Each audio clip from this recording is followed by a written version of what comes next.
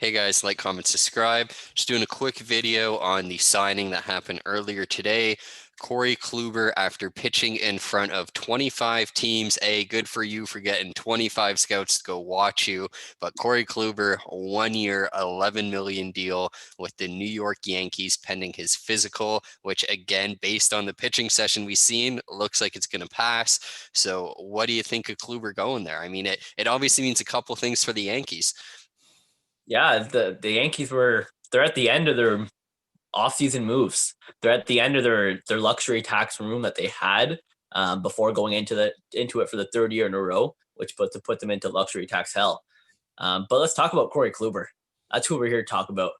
Corey Kluber, no matter what Corey Kluber you get, if you get him to play, is typically amazing. He has over his career been probably one of the best pitchers of our era when he's played. He hasn't played in 2 years, or very, very little in the past 2 years. He hasn't really played a full season since 2018, since that horrific injury that happened to him. And he injured his arm. It's hard to come back from. It's very, Is very difficult to come back from as a pitcher. We don't really know. He pitched a great bullpen session, and he's getting paid a lot of money to come back for a guy who hasn't pitched in 2 years. So I don't know. It's a big risk on the Yankees, even if he passes his physical. It's a big risk if he's going to play.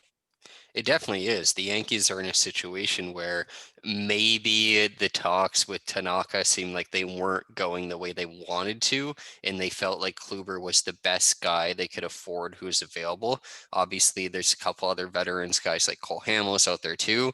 But again, if I had to evaluate the fact, Kluber's obviously 3 years younger, and the fact that over his career, he's what, a 3.06 ERA. And like you said, as long as Corey Kluber plays, the version we've seen in every full season except for one of Corey Kluber has been one of the best pitchers in baseball.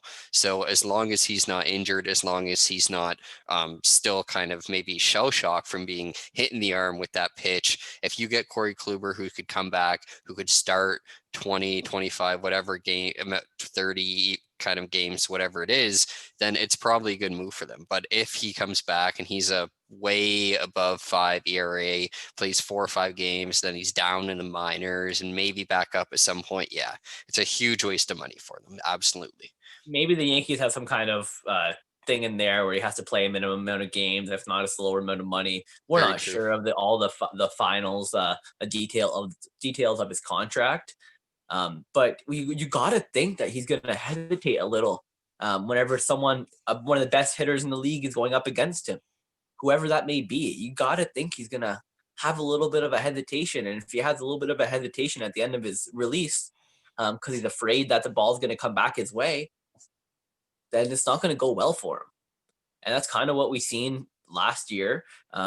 He looked great in the bullpen session, and he looked great in front of the scouts, but not against top level MLB talent that can literally hit the ball right back at him, and same thing happens again. Um, I don't know. It's hard to say what he comes back as because that's a really bad injury, and it's a long time to not play baseball. Yeah, and with that being said too, pretty certain from your end too, you don't think Tanaka's coming back, I'd assume. No, no, I don't. I thought maybe Tanaka could come back on a 3 or 4 year deal, just to extend it and get him a little bit lower salary contract. But right now, I really don't believe that Tanaka is coming back to play for the New York Yankees. I actually think he probably going back to Japan because it just might be the time for that right now with everything going on in the world. But there's other teams like the Giants that'll be interested. A lot of teams will be interested in Tanaka. I would love the Blue Jays to pick him up for that matter.